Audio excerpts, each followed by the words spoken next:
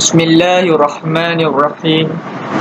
Assalamualaikum warahmatullahi wabarakatuh. Bersyukur kehadrat Ilahi, dengan limpah kurnianya kami dapat menyiapkan tugasan ini dalam masa yang ditetapkan oleh pensyarah kelas kami. Terlebih dahulu kami ingin mengucapkan jutaan dan setinggi-tinggi penghargaan terima kasih kepada pensyarah Politeknik Sultan Mizan Zainal Abidin, kepada pensyarah Sains, Teknologi dan Kejuruteraan dalam Islam kami yang telah memberikan tugasan kepada kami dalam berbentuk video. Kami kumpulan 1 kelas DAD 2S4 telah diberikan tugas untuk membuat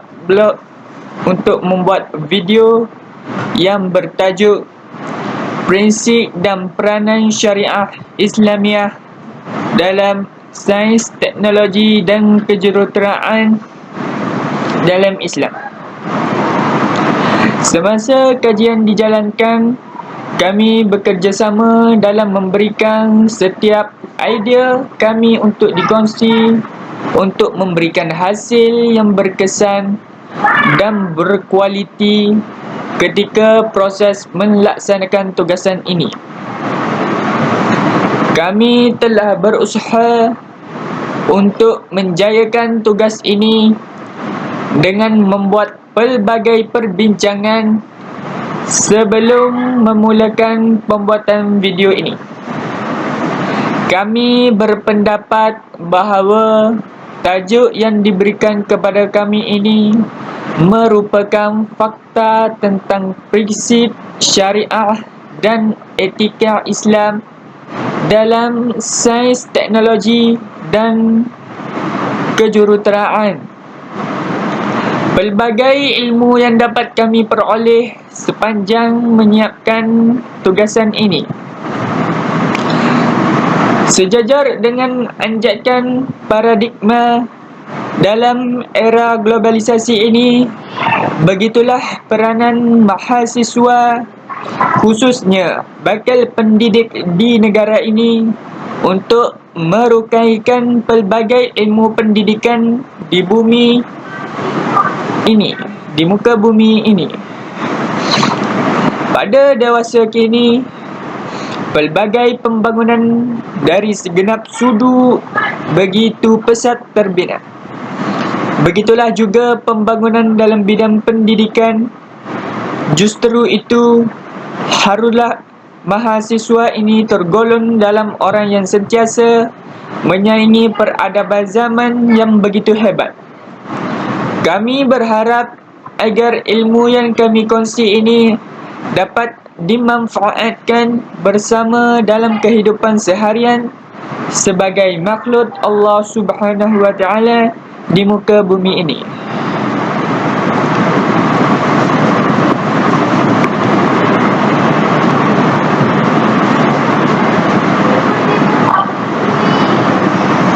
Pendahuluan kami dari segi syariah dari segi bahasa merujuk kepada jalan yang lurus, tempat keluar sesuatu atau jalan ke tempat air minum. Kaitnya dengan air menunjukkan kepada kita bahawa kewujudan air adalah penghubung kepada penerusan hayat manusia. Begitu juga dengan jalan yang lurus akan membawa manusia ke arah kebaikan.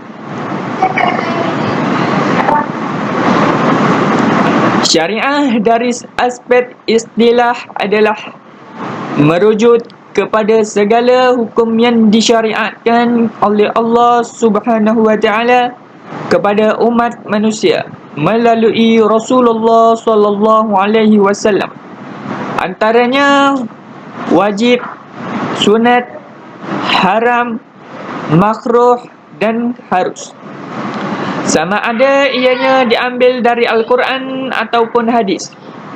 Hukum hakam ini dikenali sebagai hukum syariah kerana dari sudut kelurusan dan kejelasannya yang tidak bersimpang siur dan tidak mempunyai sebarang kesamaran yang diragukan. Bahkan dari segi sains teknologi juga, mengikut hukum syariah ialah memelihara kesejahteraan alam dan keharmonian sejagat. Dipanggil sumber air kerana syariat diperlukan sebagai sumber kehidupan manusia. Air diperlukan untuk terus hidup.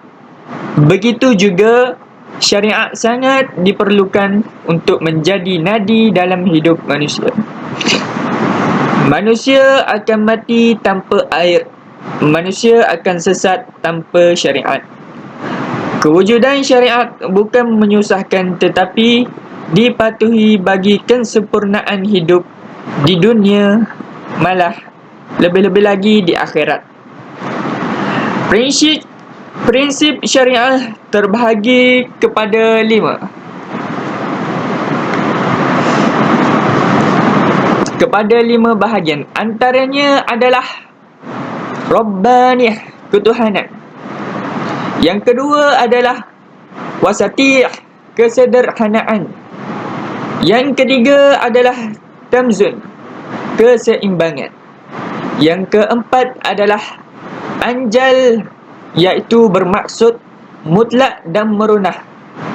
Dan yang terakhir dari prinsip syariah adalah Mizan, iaitu kesetaraan. Okey, yang seterusnya adalah peranan-peranan syariah dalam Islam, iaitu terbahagi kepada 6. Yang pertama adalah memelihara agama. Yang kedua adalah memelihara maruah. Yang ketiga adalah memelihara nyawa. Yang keempat memelihara akal. Dan yang kelima memelihara keturunan. Dan yang terakhir adalah dari aspek peranan-peranan syariah dalam Islam adalah memelihara harta. Assalamualaikum warahmatullahi taala wabarakatuh. Nama saya Muhammad Fakris Afnan bin Muhammad. Nombor metrik saya adalah 13DAD20F1085. Seterusnya saya ingin menyambung tentang prinsip syariah dalam Islam, dalam sains Islam. Syariah Islam adalah dicipta dan disusun oleh Allah Subhanahu Wa Taala. Segala kandungannya yang meliputi aspek akidah, ibadat dan muamalat adalah secocok dengan keperluan manusia. Alam yang terbentang luas dengan segala khazanah di dalamnya boleh diterokai dengan mematuhi peraturan Allah Subhanahu Wa Taala. Setiap kajian dan ciptaan hendaklah menjurus kepada pengabdian diri kepada Allah Subhanahu Wa Taala dan mengisafi keagungannya. Para saintis, teknokrat dan juga jurutera tertakluk kepada prinsip ketuhanan dan bermatlamatkan kemakmuran sarwa jagat. Seterusnya, pelaksanaan syariah. Pelaksanaan syariah ini terbahagi kepada 5. Yang pertama adalah utamakan yang utama. Yang kedua, matlamat tidak menghalalkan cara. Pelaksanaan kajian menepati syariat. Mencegah lebih baik daripada mengubat. Dan yang kelima adalah akidah diutamakan, syariat didahulukan.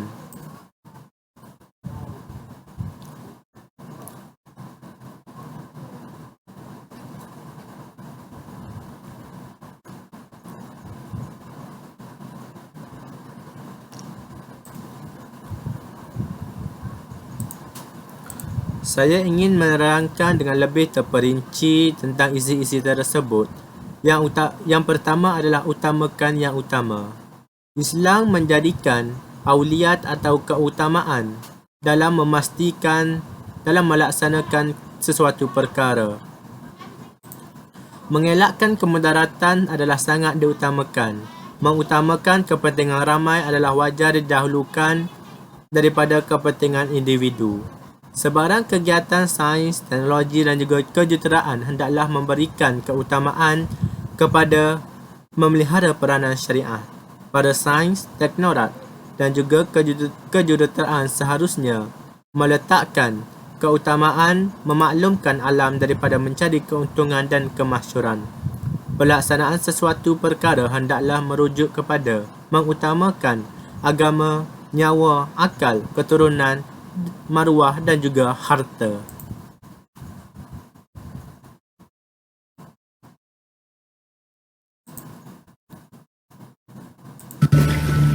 Yang kedua adalah matlamat tidak menghalalkan cara. Islam mengakui keperluan untuk membuat kajian tentang alam. Manusia dibenarkan untuk menerokai daratan, lautan dan ruang udara untuk tujuan pengimarahan alam. Ciptaan dan penemuan inovasi yang melibatkan teknologi dan kejuruteraan adalah bukti kehebatan akal manusia untuk keperluan dan kemaslahatan hidup manusia. Syariat menegaskan setiap operasi untuk menghasilkan ciptaan dan rekaan hendaklah menghormati peraturan dan etika Islam. Dunia hari ini memaparkan kerakusan manusia untuk maju dan moden hingga ujian nuklear di lautan telah mengakibatkan berlakunya kerosakan pada lapisan perut bumi yang menjadi punca berlakunya tsunami.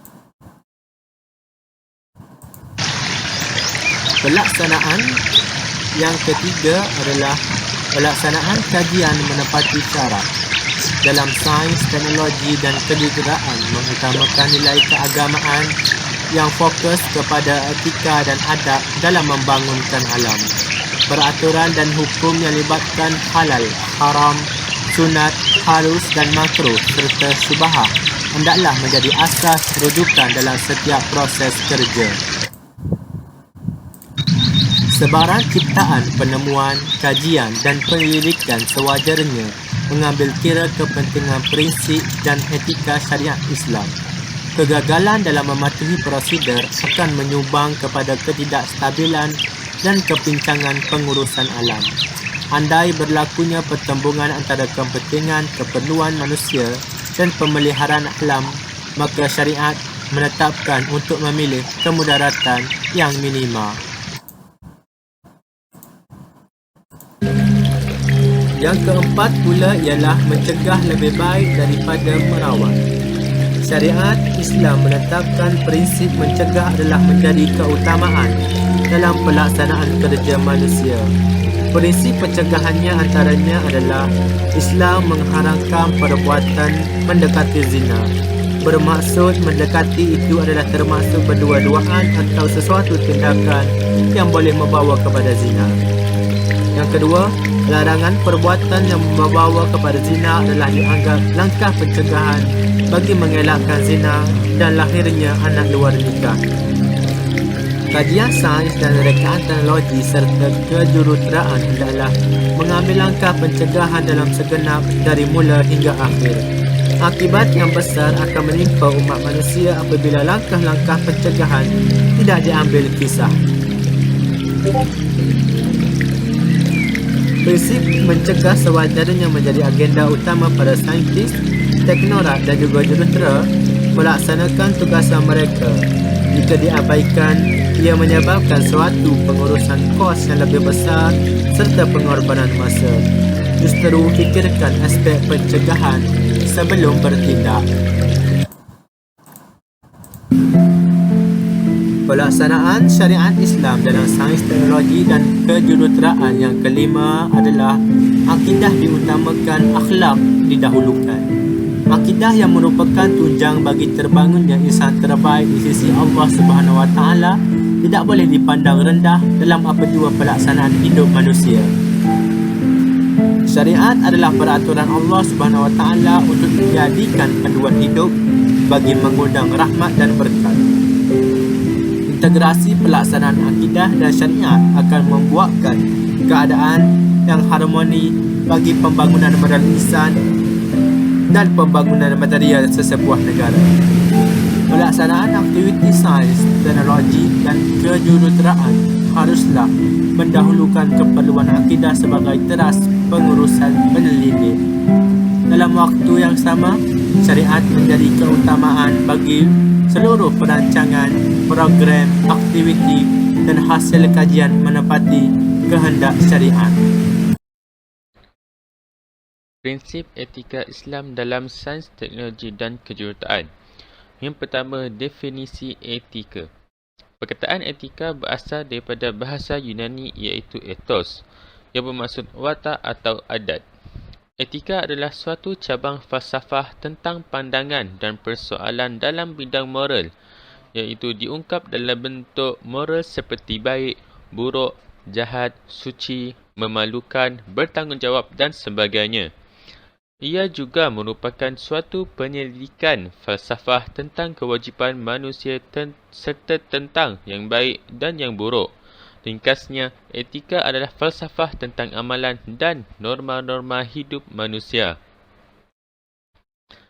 Yang kedua ialah asas etika dalam Islam. Asas etika dalam Islam adalah yang pertama, akidah, iaitu kepercayaan, keimanan kepada rukun iman yang 6. Seperti ditunjukkan di sebelah kiri, senarai rukun iman. Seterusnya ialah syariah, iaitu peraturan ketetapan hukum berdasarkan kepada Al-Quran dan As-Sunnah. Akhir sekali, akhlak iaitu panduan tingkah laku yang mulia melibatkan manusia dengan Allah, manusia sesama manusia dan manusia dengan alam sekitarnya. Yang ketiga ialah kepentingan etika dalam sains dan teknologi. Sebagai panduan, iaitu ia menjadi sebagai panduan kepada saintis dan teknokrat dalam melakukan kerja mereka. Seterusnya, membataskan perkara-perkara yang boleh dilakukan, dan sains juga tidak terlepas dari syariat, menjaga kepentingan manusia dari kerakusan sains yang mengancam keselamatan manusia, untuk melahirkan saintis dan teknokrat yang berdisiplin tinggi, untuk menentukan dasar dalam aktiviti sains, untuk memastikan penggunaan teknologi secara berhemah. Yang keempat ialah amalan etika Islam dalam sains dan teknologi. Amalannya ialah yakin bahawa rezeki datangnya daripada Allah Subhanahu wa Ta'ala, ikhlas dan niat yang baik, bersifat ihsan iaitu kecekapan dan kecemerlangan, it'on yakni bermaksud ketekunan dan kemahiran dalam melakukan sesuatu, bermusyawarah dan bermuafakat, yang bermaksud perundingan dan bekerja secara berpasukan, mengekalkan keseimbangan, bersederhana dan konsistensi, membangunkan teknologi yang memberi manfaat kepada alam dan manusia. Last sekali, menjauhi mafsadah, iaitu kerosakan ke atas manusia dan alam sekitar. Yang kelima ialah kesan pengembalian etika. Kesan ialah lahirnya teknologi mengikut kehendak komersial. Seterusnya, berlaku kerosakan kepada alam sekitar kerana kerakusan sains. Selain itu, lahirnya saintis dan teknokrat yang tidak bermoral, seperti mementingkan wang, kuasa dan nama. Akhir sekali, seseorang itu akan memiliki sikap mementingkan diri sendiri. Yang keenam ialah isu-isu etika sains moden. Isu pertama ialah pengklonan manusia. Pada arah kebaikan ialah ia dapat mengatasi kekurangan tisu dan sel, dan dapat juga mengatasi kekurangan organ. Dari segi keburukannya pula ialah merosakkan sistem kekeluargaan dan menjejaskan akidah. Seterusnya, bertentangan dengan akidah.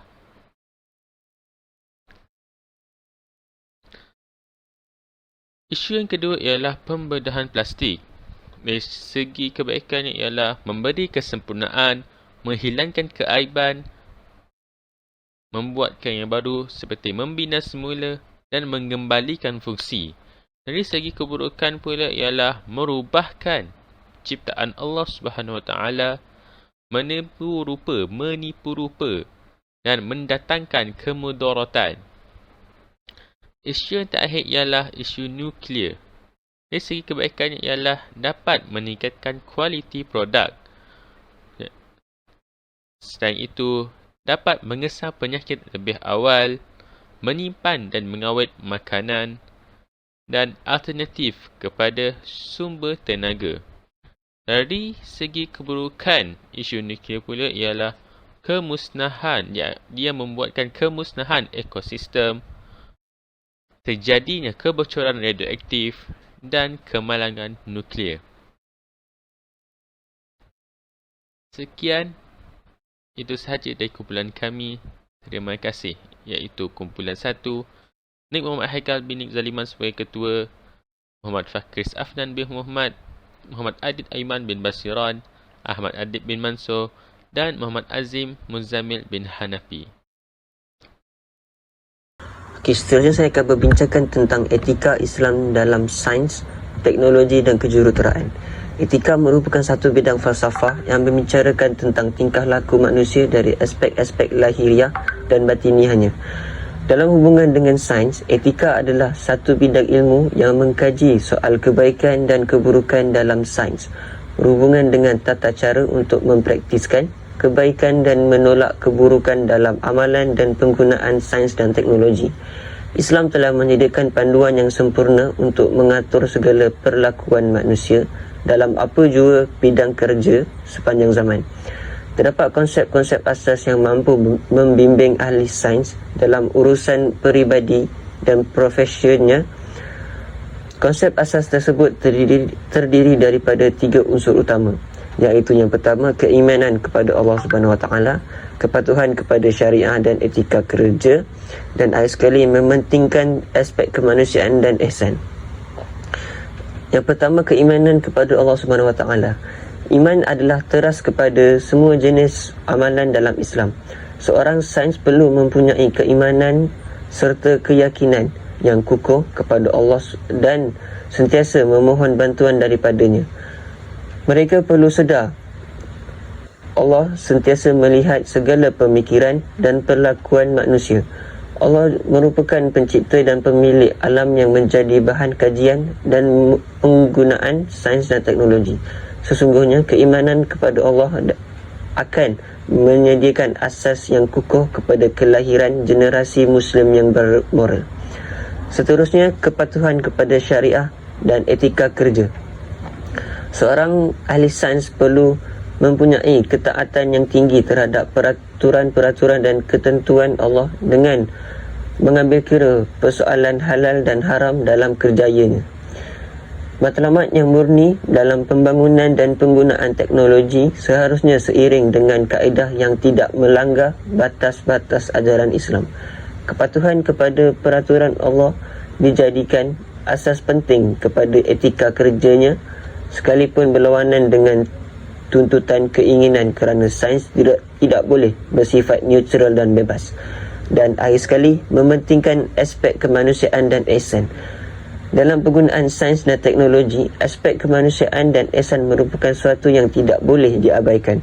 Para saintis dan khalifah Allah di bumi, mereka bertanggungjawab untuk membawa kemakmuran dan menjaga keharmonian. Mereka perlu menghindari diri dari mengeksploitasi sewenang-wenangnya segala isi kandungan alam semata-mata untuk kepentingan sains, material dan kekayaan. Mereka perlu melindungi alam sekitar bersifat belas ihsan dan menghormati hak-hak manusia dan lain-lain kehidupan untuk dengan selesa. Sebagai rumusannya, seorang ahli sains atau teknokrat Muslim yang ingin melaksanakan sesuatu perbuatan atau amalan sainsnya seharusnya bermula dengan kepercayaan dan keimanan kepada Allah serta berpegang teguh kepada ajaran agama dan profesinya. Beliau juga perlu bertindak untuk memastikan adanya persiapan yang cukup, sama ada dari segi kuasa intelek ataupun kuasa empirik yang bercorak teknik. Tindakan tanduknya perlu dibaluti dengan nilai-nilai etika dan moral yang suci, murni, berdasarkan prinsip melakukan sesuatu yang baik dan menjauhi yang mungkar. Dengan itu, persoalan krisis etika dan pelbagai amalan sains dapat dihindari dan sains menjadi ilmu yang mampu memberi manfaat yang menyeluruh. Assalamualaikum warahmatullahi wabarakatuh. Saya Muhammad Azim Zamil Berhadapi, nombor pendaftaran 13 DAD 20 F1036. Hari ini saya akan menerangkan tentang peranan syariah Islamiah dalam sains, teknologi dan kejuruteraan. So, yang pertama sekali, peranan syariah adalah untuk memelihara agama.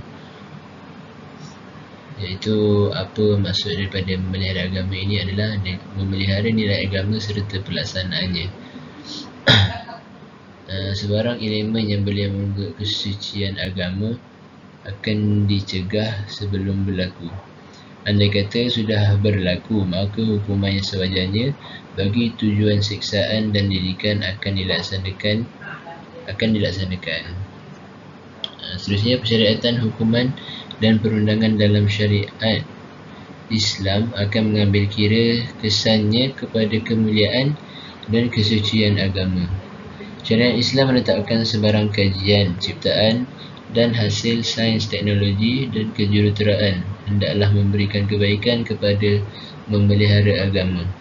Pembinaan bangunan yang dilengkapi dengan kecanggihan peralatannya menjadikan manusia insaf tentang keagungan Allah Subhanahu Wa Taala dan digunakan untuk kebaikan manusia sejagat untuk menyelamatkan agama, maka hukum keluar dari Islam adalah termasuk jenayah hudud. Seterusnya, peranan kedua adalah untuk memelihara maruah, iaitu menetapkan pemeliharaan maruah atau harga diri merupakan perkara penting dalam kehidupan manusia.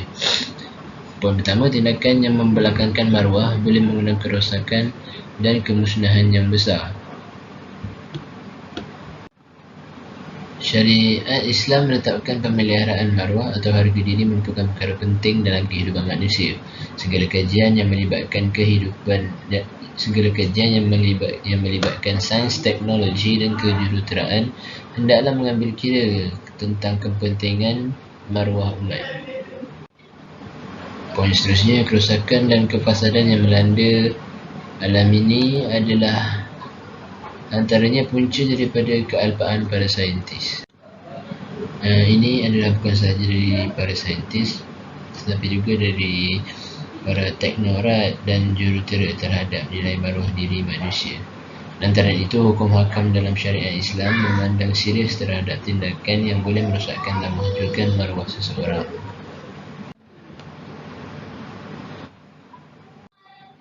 Peranan seterusnya adalah memelihara nyawa. Bukan dimasukkan dalam memelihara nyawa.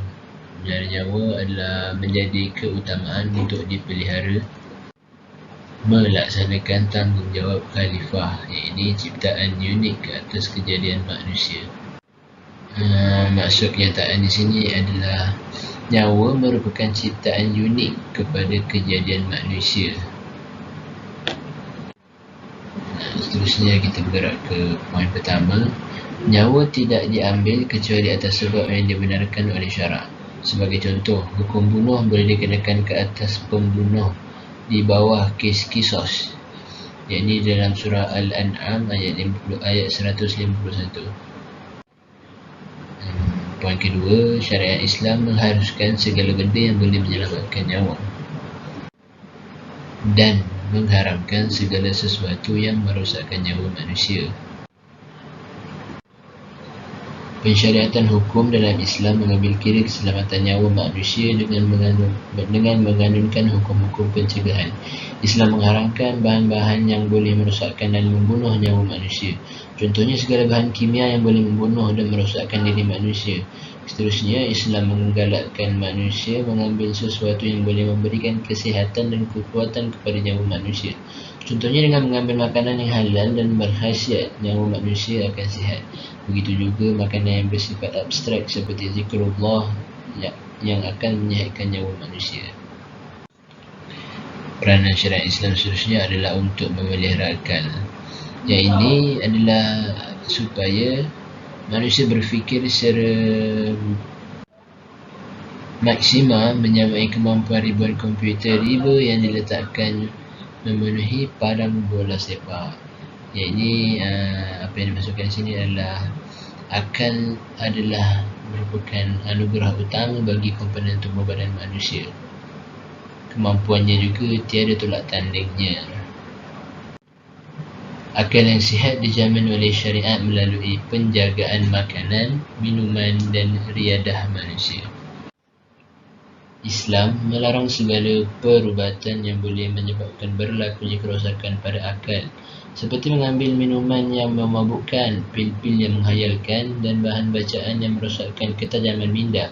Akal yang cerdas berada pada tubuh yang cergas menuntut penjagaan pada tubuh badan bagi memelihara kecerdasan minda. Segala aktiviti dan tindakan yang boleh mengancam keaslian, kemampuan dan keselamatan akal adalah haram di sisi syariat Islam. Jadi peranan syariat Islam seterusnya adalah untuk memelihara keturunan. Yang ini syariat Islam dengan tegas mengharamkan apa jua bentuk tindakan yang boleh merosakkan keturunan.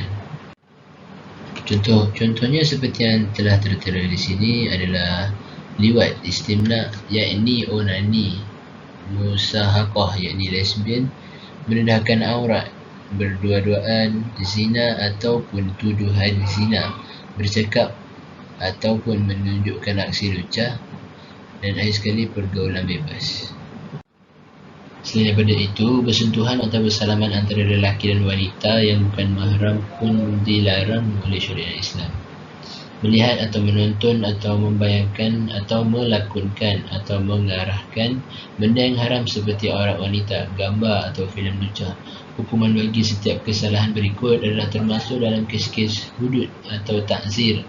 Justru itu, Islam mensyariatkan pernikahan atau perkahwinan bagi memelihara keturunan manusia. Seterusnya, peranan yang syariat Islam yang terakhir adalah untuk memelihara harta. Yang ini syariat Islam sekali lagi dengan tegas mengharamkan segala bentuk perbuatan yang boleh memudaratkan harta seseorang. Contoh orang yang memudaratkan adalah seperti pencuri, perompak, orang yang menyorokkan harta dan orang-orang yang membazir. Jadi poin pertama adalah Islam menetapkan kewajipan mengeluarkan zakat bagi setiap Muslim yang telah mencapai kelayakan. Harta yang dikumpul mempunyai hak untuk terus mendapat keberkatannya. Pencairan harta hendaklah melalui proses yang jelas, yang ini halal. Matlamat menjadi kaya bukanlah sebab untuk menjadikan perkara yang haram kepada perkara yang halal. Hukuman Islam, yakni hudud seperti potong tangan bagi yang mencuri, dan takzir menunjukkan syariat Islam memandang serius terhadap jenayah ini bagi mereka yang sanggup mempertahankan harta sehingga membawa kematian dianggap mati syahid akhirat.